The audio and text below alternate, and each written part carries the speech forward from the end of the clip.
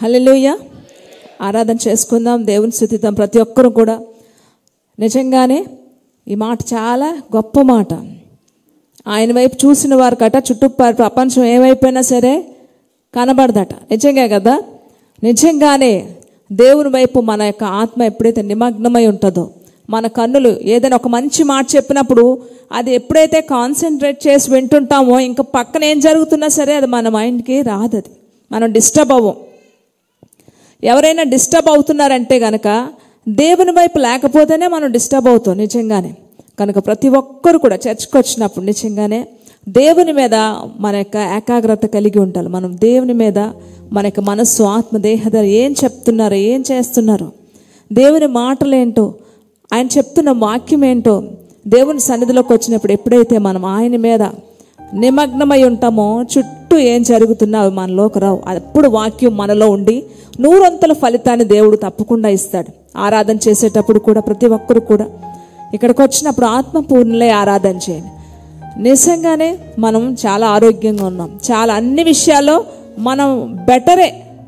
కొంతమంది మనుషులు చూస్తే బయట ప్రపంచంలోకి వెళ్ళి చూస్తే కనుక నేను చాలా బెటర్ అనిపిస్తుందండి. మీకు అనిపిస్తుందా? ఈ వారంలో అమ్మ బర్త్డే ఒక కుష్ఠరోగుల మధ్యలో మేము సెలబ్రేట్ చేసాం. అది అక్కడికి వెళ్ళినప్పుడు వాళ్ళందరూ వాళ్ళ పరిస్థితులు, వాళ్ళ దయనీయమైన పరిస్థితులు చాలామంది మాకు అంటే బయట వాళ్ళు కొంచెం భయపడ్డారు. ఏమైనా ఇన్ఫెక్షన్స్ వచ్చేస్తే ఏమైనా అంటికిపోతుందేమో అని. కానీ దేవుని పని నిమిత్తం మేము వెళ్ళాం, దేవుని మీద ఆధారపడి వెళ్ళాం.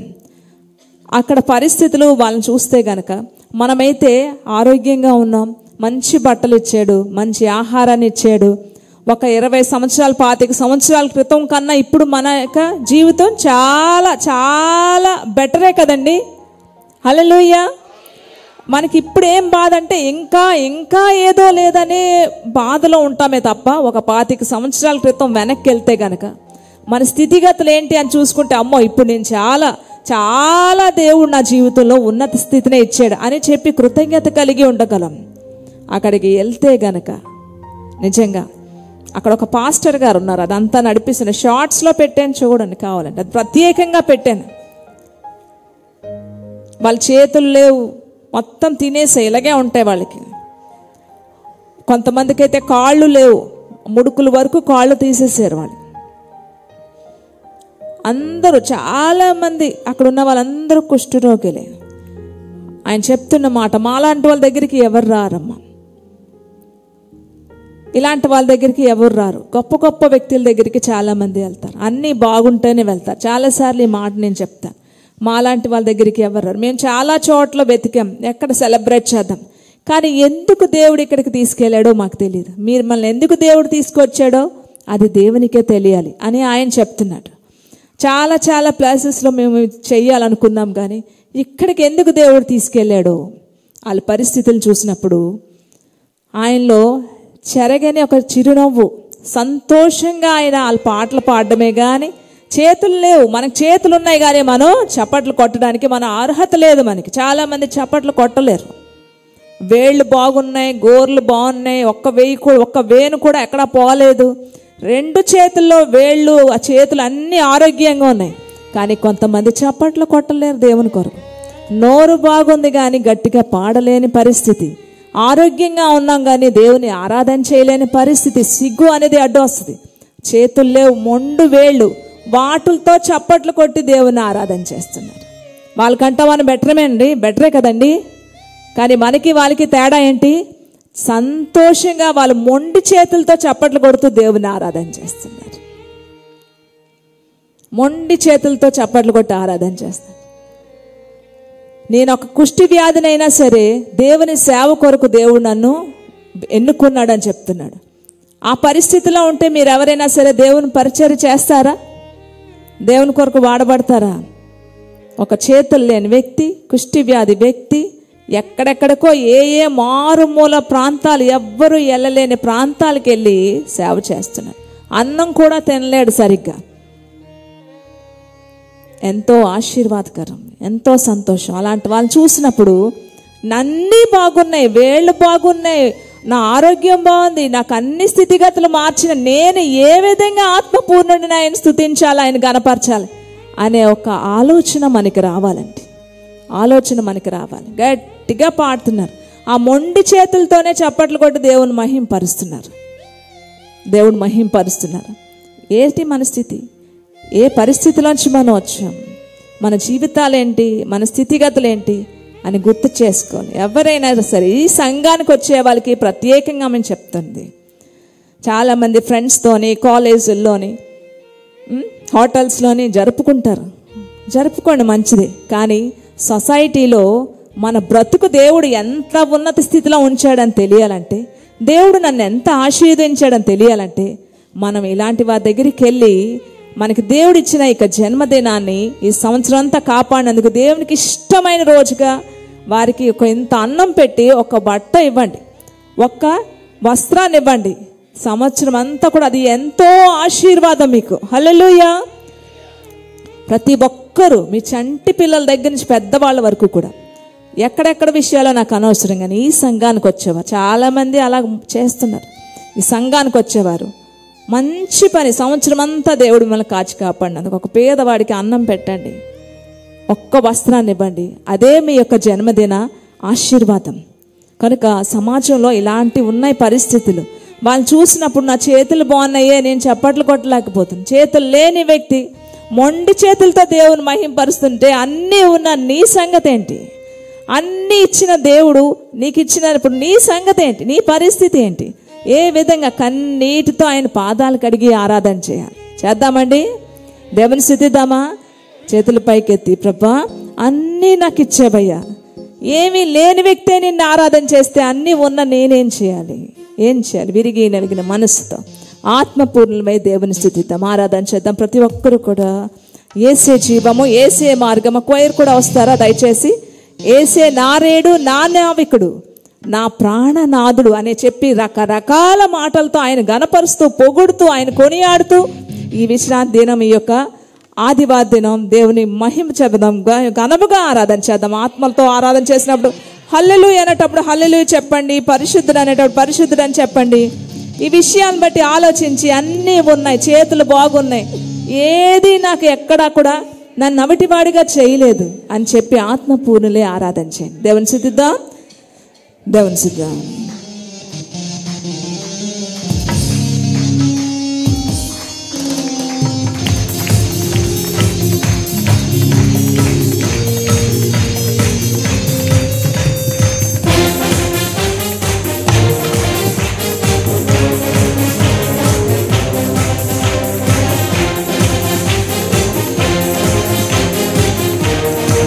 ఎవరికి రాకపోయినా మా వెనకాతలు పాడుతూ చక్కగా ఆత్మపూర్ణులే ఆరాధించు. యేసే జీవము, యేసే మార్గము, యేసే నా దైవము, యేసే నా రేడు, నా నావికుడు, నా ప్రాణనాథుండు, నా ప్రాణనాథుండు. మరలా పాడదామా? యేసే జీవము, యేసే మార్గము, యేసే నా దైవము, యేసే నా రేడు, నా నావికుడు, నా ప్రాణనాథుండు, నా ప్రాణనాథుండు. ప్రభు యేసే నాకు ఇలయందు అండ, భయమెందుకు నాకు ప్రభు యేసు ఉండగా. ఈ మాటలు గుర్తుపెట్టుకొని చక్కగా మా వెనకాతలు పాడుతూ ఆత్మపూర్ణులై సంతోషంగా నవ్వుతున్నవారు నవ్వుతూ, ఏడుస్తున్నవారు ఏడుస్తూ, నాకు ఇచ్చిన ఈ స్థితిగతులను బట్టి, మంచి జీవితాన్ని బట్టి నీకు వందనాలయ్యా అని చెప్పి కృతజ్ఞతతో ఆరాధన చేద్దాం.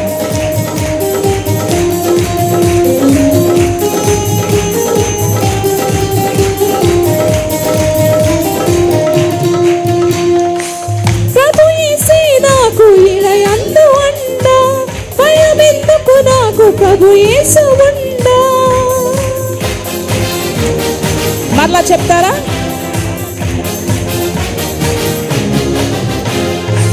ప్రభు యేసే నాకు ఇలయందు అండ, భయమెందుకు నాకు ప్రభు యేసు ఉండ. తన జీవ మార్గములో పయనిత్తును, నా జీవితము తనకై అర్పింతును, తన జీవ మార్గములో పయనింతును, నా జీవితము తనకై యేసే జీవం, యేసు జీవము, యేసే మార్గము, యేసే నా దైవము, యేసే నా రేడు, నా నావికుడు, నా ప్రాణనాథుడు, నా ప్రాణనాథుడు. సాగింతును నాదు జీవిత యావత్, ప్రభునందే కుంటి పడిపోకుండా ఎన్నడు. యేసే నా ప్రియ నావికుడుగా, తన వాక్యమే నాకు చుక్కానిగా నడిపిస్తుంది.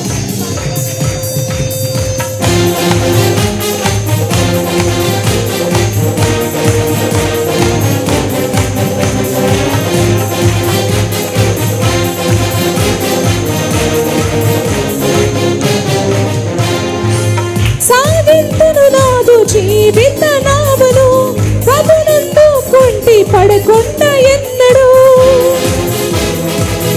పాడన్న వెనకాతల. సాగింతును నాదు జీవిత నావను, ప్రభునందు కుంటి పడకుండా ఎన్నడు. యేసు నా ప్రియ నావికుడుగా, తన వాక్యమే నాకు చుక్కానిగా. యేసు నా ప్రియ నావికుడుగా, తన వాక్యమే నాకు యేసే జీవం, యేసే పాడాలండి. ఆఖరిలో ఉండేవారు చేసిన బ్రదర్స్ నోరు విప్పి గట్టిగా పాడండి, గట్టిగా చెప్పండి కొట్టండి. నా నావికుడు, నా ప్రాణనాథుడు, నా ప్రాణనాథుడు. కష్టములైనా భరించగలను, నష్టములైనా నేను సహించగలను. కష్టాలైనా భరిస్తాను, నష్టాలైనా సహిస్తాను. యేసు రాజును నేను ఎన్నడూ విడువను. ఒకవేళ విడిస్తే నే బ్రతుకలేను. చెప్పాలందరూ చెప్పాల్సిన అద్భుతమైన మాట ఇది.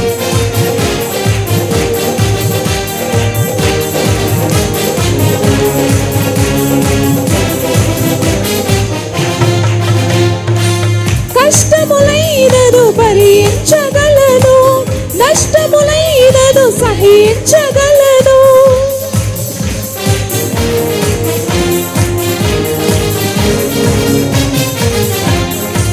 కష్టములైనను భరించగలను, నష్టములైనను సహించగలను. యేసు రాజును నీ విడువలేను, ఒకవేళ విడచిన నీ బ్రతుక. మరలా యేసు రాజు నీ విడువలేను, ఒకవేళ మరలా ఒకసారి చెప్తామండి.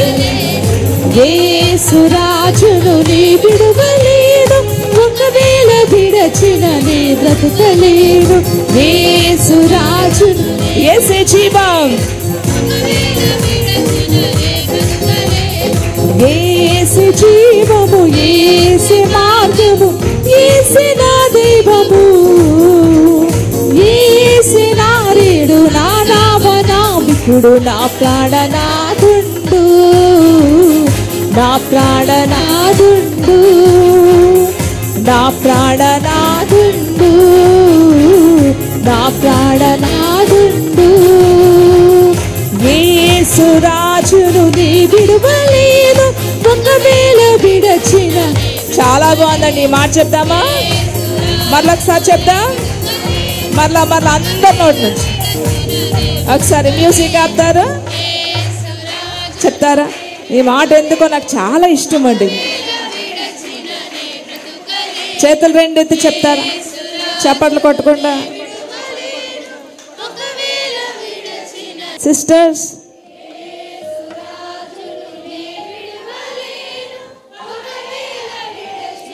అందరం కలిపి చేతులు ఎత్తి చెప్దామా?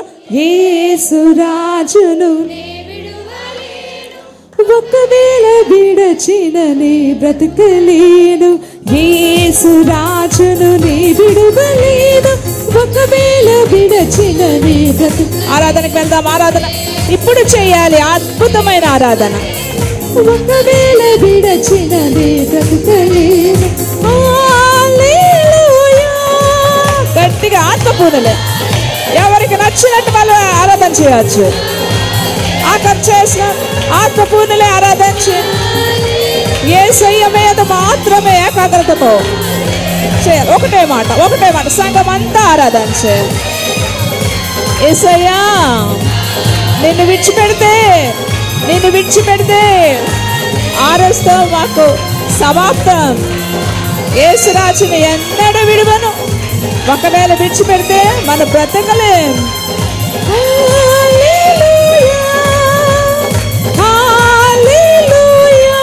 ఒకటే మాట. ఇంకా బిగ్గరగా ఆత్మపూర్ణులే ఆరాధన చేయండి.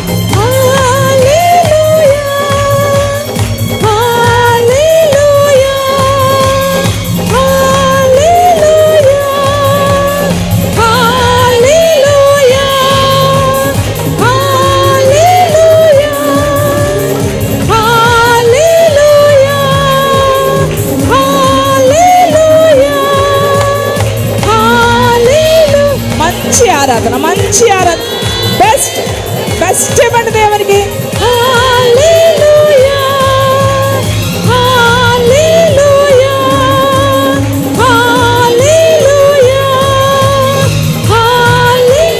అలసిపోవద్దు ఆరాధన చేయడంలో.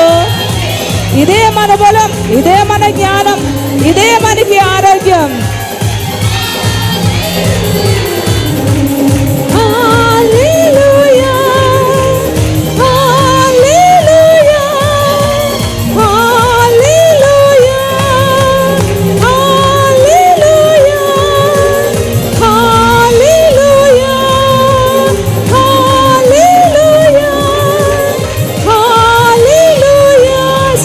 సంఘం అంతా ఆరాధన, జీవం కలిగిన దేవుని ఆరాధన చేయడం. ఎట్టి భాగ్యం దేవుడు మనకిచ్చాడు. ఏమై ఉన్నాం మనం? ఆయన ఉచితమైన కృప.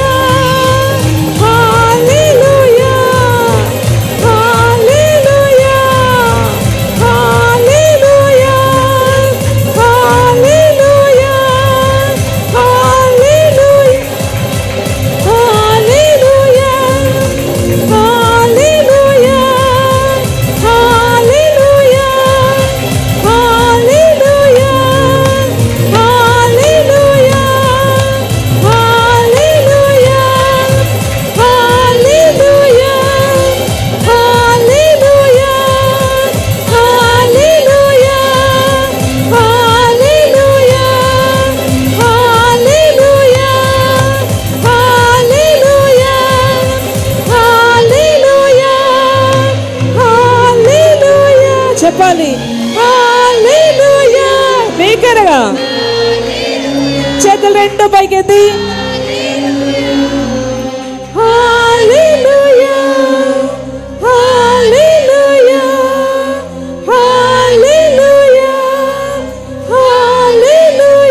ఏక మనసుతో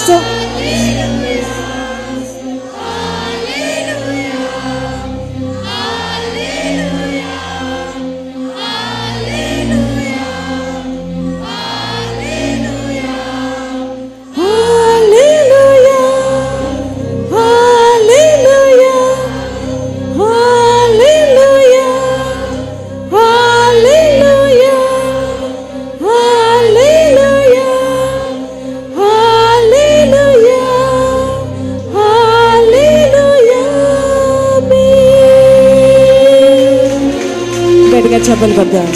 హల్లెలూయా. సర్వోన్నతమైన స్థలములలో ఆయనకి మహిమ. ఆయనకి ఇష్టలైన వారందరికీ కూడా సంతోషం.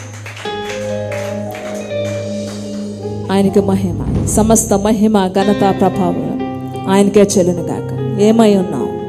నేనేమై ఉన్నాను? అది దేవునికి ఉచితమైన కృప. నా యొక్క నా యొక్క జ్ఞానం, నా యొక్క చదువు, నాకున్న బలము ఏదీ కాదండి. ఆయన ఉచితమైన కృపతో ఈరోజు నిల్చున్నాను నేను. మరొక ఆదివారం ఆయన స్తుతించడానికి ఆయన ఒక కృపని నాకు ఇచ్చాడు. ఇంకొకసారి నాకు నా జీవితంలో ఇంకొకసారి ఆయన టిక్ పెట్టాడు. ఈరోజు కూడా నీకు ఉందని చెప్పి అదొక్కటే గుర్తు చేసుకోండి. మోకాళ్ళ మీదకి వెళ్దాం అందరూ కూడా. అదొక్కటే గుర్తు చేసుకోండి. ఈ పరిస్థితులు చూసినప్పుడు నేను చాలా నిజంగా ఏవేవో దేనికో బాధపడుతుంటాం. వీళ్ళకంట మేము బెటరే కదా, చాలే అని చెప్పి సంతోషం అనిపిస్తుంది. అయితే మాకుండాల్సిన కష్టాలు మాకుంటాయి. అయినప్పటికీ కూడా నాకంట హీనమైన స్థితి ఇది చాలు, ఈ జీవితానికి చాలు ఇంకా అనిపిస్తుంది. అందుకని ప్రతి ఒక్కరు కూడా కృతజ్ఞత కలిగే ఉండండి. ఏదో లేదని మనం బాధపడకుండా. జీవితం అన్నాక ఇంకంతే. ఈరోజు నవ్వుతాం, మళ్ళీ రేపు ఏడుస్తాం. కొంతమంది భయపడిపోతారు, బాబు ఈరోజు ఎక్కువ నవ్వానంటే రేపు ఏడాల్సి ఉంటుందని నవ్వడం మానేస్తారు చాలామంది కదా. అంటే జీవితం చూడండి ఎలా ఉందో. ఈరోజు నవ్వానంటే, కొంచెం ఎక్కువ నవ్వానంటే రేపు తప్పకుండా ఏదో ఒకటి పడుతుంది, రేపు తప్పకుండా ఏడాల్సి వస్తుంది. ఈరోజు మనిషికి నవ్వు దూరం అయిపోయింది. నవ్వడానికి ఎంతో ప్రయత్నిస్తున్నారు కానీ నవ్వు రావడం లేదు. మొన్న ఒక ఆయన చెప్తున్నారు, ఈరోజట ఈ మధ్యనట కుటుంబాల్లో సంతోషం లేక నవ్వి చాలా రోజులైపోయి ఈరోజు ప్రజలు ఎలా తయారయ్యారంటే నవ్వుని ఒక ఎక్సర్సైజ్ లాగా, ఒక యోగా లాగా చేసుకున్నారు. పార్కుల్లో నాటిలోని చూస్తారా, కొంతమంది పెద్దవాళ్ళు 50 సంవత్సరాలు 60 సంవత్సరాలు ఇంట్లోని సంతోషం లేక అక్కడికి వెళ్ళి నవ్వి ఆనందిస్తున్నారు. బలవంతంగా నవ్వు తెచ్చుకుంటున్నారట, గట్టిగా నవ్వి లోపల మాత్రం పుట్టాడు దుఃఖం. బయటికి నవ్వు తెచ్చుకుంటున్నారట. నవ్వు తెచ్చుకొని అదొక ఎక్సర్సైజ్ లాగా మార్చుకున్నారు. సంతోషంగా ఉనే హృదయానికట నిత్యము ఆనందమేనట బైబిల్ చెప్తుంది. ఆరోగ్యమట, సంతోషంగా ఉంటే అదే ఆరోగ్యమట. సగం బలం అంటారు కదా, సంతోషమే మహాబలం అంటారు, సగం కాదు మహాబలం. ఈరోజు ఆ సంతోషం లేక బలమే లేదు మనుషుల్లో. ఎక్కడ సంతోషం ఉంది? ఉద్యోగాల్లో సంతోషం లేదు, వ్యాపారాల్లో సంతోషం లేదు, డబ్బు సంపాదించినా సంతోషం లేదు, ఆస్తులున్నా సరే అమ్ముకోవడానికి లేక సంతోషం లేదు, పిల్లలున్నా సంతోషం లేదు, భర్త ఉన్నా సంతోషం లేదు కదా. ఏమంటారు? కానీ ప్రభునందు మన ప్రయాసం వ్యర్థమైతే కాదు, నీతిమంతుడు గట ఈ లోకం యోగ్యమైంది కాదా అంటాను. నీతిగా బతకాలనుకుంటే ఈ లోకంతో మనం మిళితమై ఉండలేము. మనకి చాలా కష్టంగా ఉంటుంది ఈ లోకంలో బతకడానికి.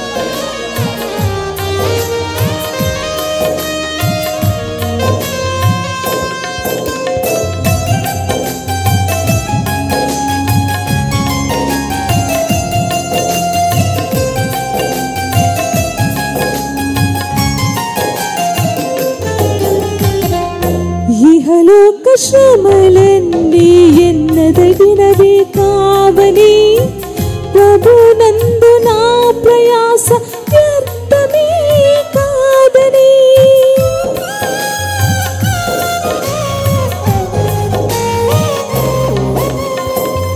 ఇహలోక శ్రమలన్నీ ఎన్నదగినవి కావని, ప్రభునందు నా ప్రయాస వ్యర్థమే కాదని.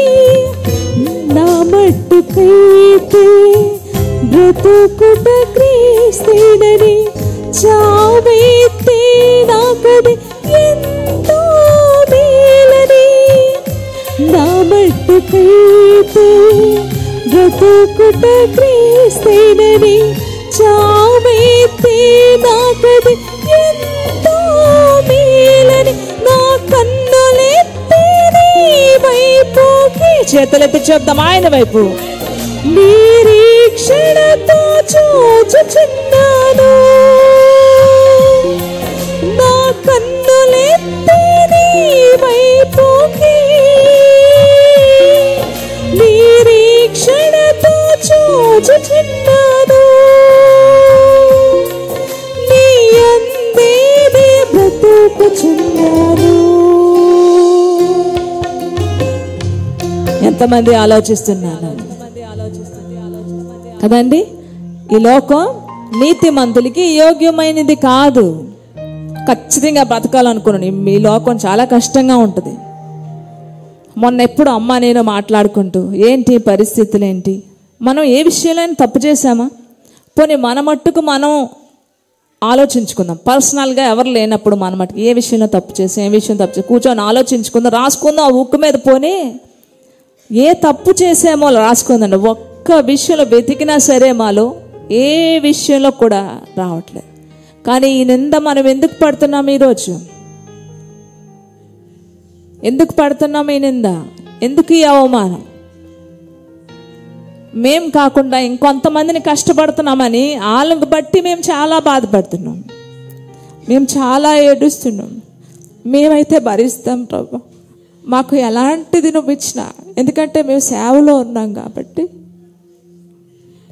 మేము అన్నిటికీ కొన్నిసార్లు మేము అలవాటు చేసుకుంటున్నాం. ప్రతి పరిస్థితికి మేము ఎలా ట్రైనింగ్ అవ్వాలి, దీనికి ఇంకా ప్రిపేర్ అయిపోతాం మనం. ఇంకా రాబోయే పరిస్థితులు ఎలా ఉంటాయో దానికి మనం మెంటల్గా, ఫిజికల్గా, స్పిరిచువల్గా మనం సిద్ధపడిపోవాలి దేనికైనా సరే మనం. కానీ మాలాగా అందరూ కూడా భరించడానికి అలవాటు లేని వాళ్ళు చాలామంది ఉంటారు. మాకు ఇవి మంచినీళ్ళలాగా అలవాటు అయిపోయి ఈ శ్రమలు అనేవి. ఇప్పటికీ కూడా మమ్మల్ని చూసిన వాళ్ళు భలే సరదాగా ఉన్నారు, ఎంజాయ్ చేస్తున్నారు అనుకుంటారు. కానీ మేము మా మంచినీళ్ళు తాగినట్టు ఉంది మాకున్న పరిస్థితులు. కానీ మేము పడుతున్న పరిస్థితి, మాతో పాటు ఇంకొంతమందిని కష్టపెట్టాల్సి వస్తుంది. వాళ్ళనైనా విడిపించు ప్రభు అని ఏడవని రోజు లేదు మా జీవితం. నీతిమంతులకి ఈ లోకం యోగ్యమైంది కాదు. నా మట్టుకైతే బ్రతుకుట క్రీస్తేనని, చావైతే నాకది ఎంతో మేలని, నా కన్నులెత్తే నీ వైపుకి నిరీక్షణతో నా కన్నులెత్తే నీ వైపుకి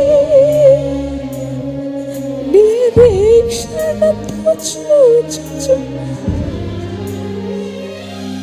నీ యందే నే బ్రతుకుచున్నాను. నా వేదనలు, నా బాధలు, నీ కృంగిన వేళలో నా తోడై ఉన్నావు. నా వేదనలు, నా బాధలు వేళలో నా తోడై ఉన్నావు. నన్ను నడిపించు నా యేసయ్యా, నాకు తోడై ఉండు నా ప్రభువా. నన్ను నడిపించు నా యేసయ్యా, నాకు తోడై ఉండు నా ప్రభువా. నీ కృప లేనిది బ్రతుకలేనయ్యా.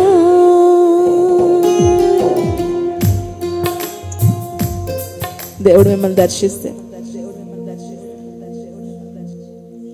చాలా మందికి అనిపిస్తుంది ఏంటి పరిస్థితి. అనేకమైన విషయాల నుంచి నడిపిస్తాడు. ఇతరుల బాధలు మనకి అర్థమవుతాయి, మాకు అర్థం అవుతాయి.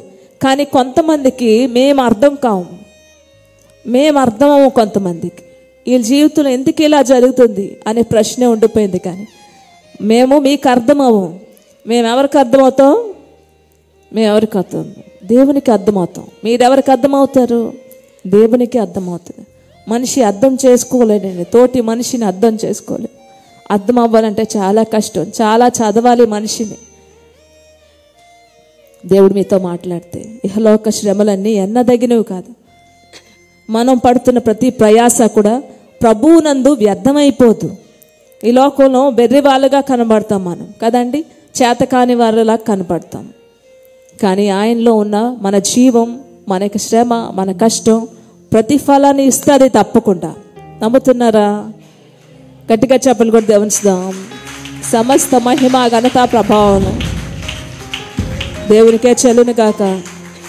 మీలో ఎంతమందితో దేవుడు మాట్లాడారు ఈరోజు ప్రత్యేకంగా దేవుడు ఆరాధనలో మిమ్మల్ని దర్శిస్తే అందరూ మేము ఒక్కరికి ఛాన్స్ ఇవ్వట్లేదు, అందరూ ఆత్మపూర్ణులే ఆరాధన చేయొచ్చు. ఎంతమంది అయితే అంతమంది నోర్లు వినిపించాలి, చేతులు పైకెత్తి ఆరాధన చేయొచ్చు. ఎంతమంది నచ్చితే అంతమంది నోరు గట్టిగా పెట్టి ఆరాధన చేయాలి. మౌనంగా ఉన్న వాళ్ళు ఎవరో నిజంగా ఆత్మపూర్ణులే ఆరాధన చేస్తున్నారు, ప్రార్థన చేస్తున్నారు తెలియాలి, దేవునికి తెలియాలి.